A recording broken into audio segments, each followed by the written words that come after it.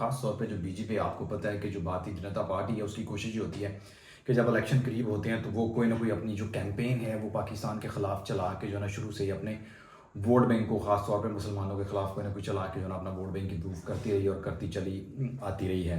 उसने जो नज़र डलवाई वो डलवाई है मोदी के ऊपर। ठीक हो गया, ये जो मोदी है अब फिर से दोबारा प्राइम मिनिस्टर तो इलेक्ट हो गया, प्राइम मिनिस्टर तो बन गया, लेकिन एक इसके अंदर चीज़ ये है कि मोदी खुद को कहता रहा कि वो एक चाय बेचने वाले का मतलब चाय बेचता था वो, और किस तरह जो है ना बाकी अहमदाबाद के अंदर जो मुसलमानों की खून रेजी की गई और जो कुछ करवाया गया, और फिर सबसे बड़ा इशू जो है वो राम मंदिर वाला इस यार एक अकेला बंदा है, बड़े दिनों से उसके ऊपर मैं सर्च कर रहा था और फाइनली मुझे जो है ना उसके ऊपर खासा जो है वो मैंने निकाला, उसके ऊपर रिसर्च करके खासा मवाद निकाला है। बंदा बड़ा बेधड़क होकर बोलता है, बड़ा ज़बरदस्त बोला है और मुझे अच्छा लगा कि यार वो बंदा जो है ना ऐसे धड़ल्ले से बोलता है।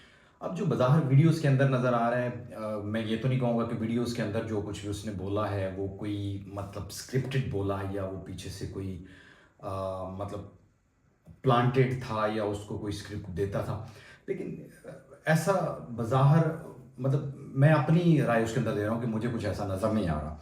मैं स्टोरी बताने जा रहा हूँ, इंडिया में इलेक्शंस जो कि हो गए और बड़ी गर्मा गर्मी थी, और ख़ास तौर पे जो बीजेपी, आपको पता है कि जो भारतीय जनता पार्टी है उसकी कोशिश ये होती है कि जब इलेक्शन करीब होते हैं तो वो कोई ना कोई अपनी जो कैंपेन है वो पाकिस्तान के ख़िलाफ़ चला के जो है ना शुरू से ही अपने वोट बैंक को, ख़ास तौर पे मुसलमानों के ख़िलाफ़ कोई ना कोई चला के जो है ना अपना वोट बैंक इम्प्रूव करती रही और करती चली आती रही है। सिमिलरली ये पास्ट में भी ऐसे ही था और अभी भी कुछ इस तरह करके चला गया, लेकिन ऑन द कॉन्ट्री जो राजीव गांधी है उसकी कैंपेन भी बड़ी काबिल तारीफ़ थी, उसने भी खासी कैंपेन की, बड़ा पढ़ा लिखा बंदा है। अब ज़रा कोशिश कीजिएगा, शायद मैं आपकी कुछ तवज्जो भी मबजूल करवाने की कोशिश कर रहा हूँ और उम्मीद करता हूँ आपको ये चीज़ समझ में भी आ गई। एक साइड पे एक पढ़ा लिखा बंदा है, वो हार्वर्ड यूनिवर्सिटी के अंदर जो है वो लेक्चर भी देता है और डिफरेंट जगहों पे वो लेक्चर देता है, और कभी आप उसके डिस्क्रिप्शन हुलिये को भी देखिएगा कि किस तरह का उसका हुलिया है। बड़ा मुझे ये लगता है कि अपने जिस वो मतलब लड़ी से आ रहा है वो मतलब उनकी परफॉर्मेंस इंडिया में बड़ी बेहतरीन रही है, ठीक है। और सिमिलरली ये जो दूसरी साइड पे है वो खुद को मौसूफ कहते हैं कि वो चाय बेचने वाले, चाय बेचता था, मतलब वो अच्छा एक किरदार जिसकी मैं बात करने लगा हूँ आज, वो मेरे करीब बड़ा बेहतरीन वो बंदा परफॉर्मर है, इस नेम इज ध्रुव राठी।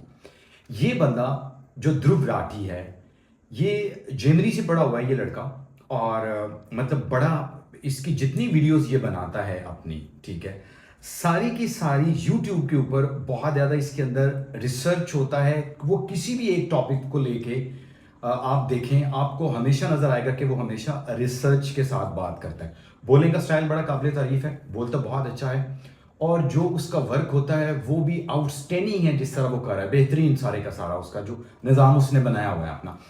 अच्छा डिफरेंट चीज़ों के ऊपर वो बंदा कर रहा है, कभी स्कैम्स के ऊपर कर रहा है, कभी किस स्टोरी को पकड़ लेता है, कभी किस स्टोरी को पकड़ लेता है। बेसिकली ये दो करेक्टर हैं, जो दूसरा करेक्टर है उसके भी अच्छे खासे मतलब सब्सक्राइबर हैं। ये तो बंदा महीने का जो है, जो मैं ध्रुव राठी की बात करने लगा हूँ, तो फ्रॉम द यूट्यूब प्रॉब्लम वो मेरा ख्याल है जहाँ तक अर्न कर रहा है, उसकी इनकम उन्होंने बताई थी कि इसके 2-3 चैनल हैं, वो महीने का 2-3 करोड़ रुपए कमाता है। अच्छी खासी स्मार्ट इनकम वो मतलब बंदा कमा रहा है, लेकिन उसके पीछे उसकी खासी मेहनत भी नजर आती है। बड़ा डेडिकेटेड सा बंदा है, बड़ी हार्ड वर्किंग के साथ कोई भी काम, कोई भी टॉपिक को पकड़ता है, उसको एलेबोरेट जो करने का तरीका है वो बड़ा काबिल तारीफ है। मैं पॉइंट की तरफ आता हूँ। पॉइंट ये पिछले दिनों जो है ना वो उसने एक टॉपिक को पकड़ा, चूंकि इलेक्शन कैंपेन चल रही थी तो वहां पे उसने मोदी के ऊपर बताया।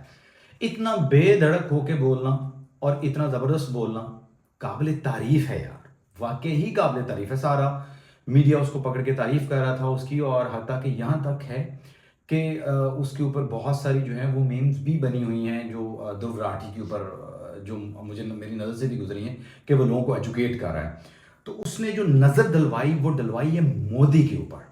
ठीक हो गया, ये जो मोदी है अब फिर से दोबारा प्राइम मिनिस्टर तो इलेक्ट हो गया, प्राइम मिनिस्टर तो बन गया, लेकिन एक इसके अंदर चीज ये है कि मोदी खुद को कहता रहा कि वो एक चाय बेचने वाले का मतलब चाय बेचता था, वो छोटा था, वो ये अब उसने इतना जबरदस्त यार उसके अंदर मतलब क्या कमाल है। मैं कोशिश करूंगा कि वीडियो को मैं उसके साथ आपकी कुछ चीजें भी उसकी वीडियो से लेके आप में कुछ मैं चीजें इसके साथ ऐड करूं कि मतलब जिस तरह उसने उसकी तवज्जो मबजूल करवाने की कोशिश की, और कहा गया कि ये सरासर बाकी जो वहाँ पे माइनॉरिटीज़ के लोग बैठे हुए हैं उनके साथ ज़्यादती है, कि सिर्फ हिंदुओं को ही लेके जो है ना हिंदुओं का ही बोलबाला किया जा रहा है, जो बाकी लोग किसी और मतलब रिलीजन से बिलोंग करते हैं उनके लिए वहाँ पे जो है वो जगह तंग से तंग करते जा रहे थे।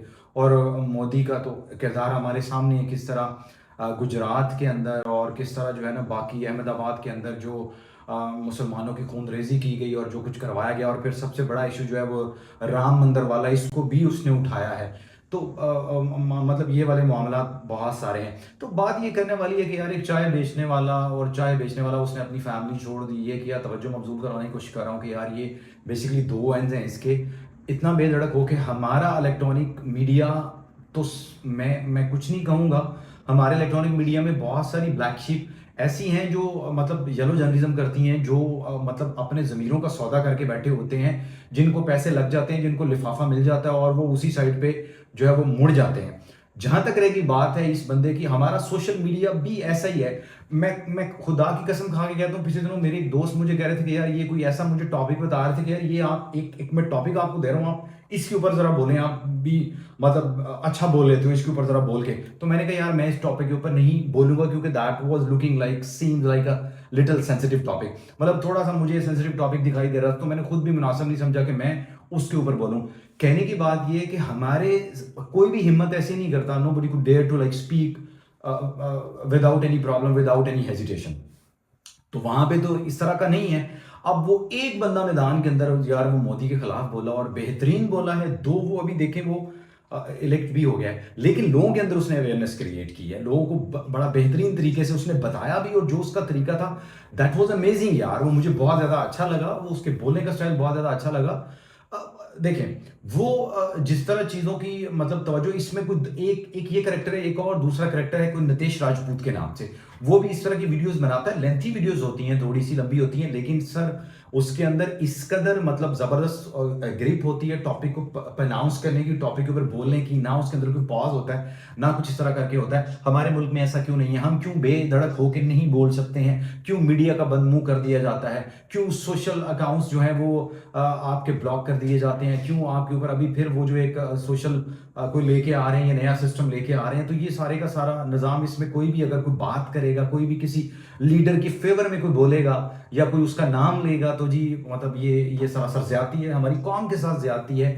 ये हमारा जो हक मतलब आज़ादी है, जो हमारा बोलने का आज़ादी की हमारी हक है, वो छीने जाने की कोशिश की जा रही है। कुछ भी आज़ाद नहीं है, कोई भी किसी भी बंदे को किसी भी प्लेटफॉर्म पे बोलने की इजाज़त नहीं दी जाती है। अगर कोई बोलता है तो उसकी ज़ुबान बंद करवा दी जाती है। ये सरासर ज्यादती है, ऐसा नहीं होना चाहिए। ये हमारा अपना प्यारा मुल्क है, हमारी सरजमीन है, तो हमें इतना हक तो होना चाहिए कि हम कम से कम कोई गलत बात है तो उसके खिलाफ तो बोल सकें। जो हमारे मुल्क के हालात हो गए हैं, जो हालात में से हमारा मुल्क गुजर रहा है, अभी बहुत कठिन मराहल हैं जिसमें से गुजर रहा है, हम बहुत मुश्किल हालात में से गुजर रहे हैं, लेकिन फिर भी उसके बावजूद हमारे पास बोलने का हक नहीं है। अगर कोई बोलता है तो उसके साथ कोई उसको जो है वो चाकू मार देता है, कोई उसके मुंह को काट के चला जाता है, कोई उसके साथ किस तरह से पेश आता है, कोई उसके साथ किस तरह से पेश आता है, कभी किस तरह के अटैक्स होते हैं कि आप सोच भी नहीं सकते। इस तरह की जो है ना वो काम किए जाते हैं। खैर ये मेरी एक अपनी सी राय थी उस लड़के के बारे में, इतना ब्रेव होके वो बोलता है।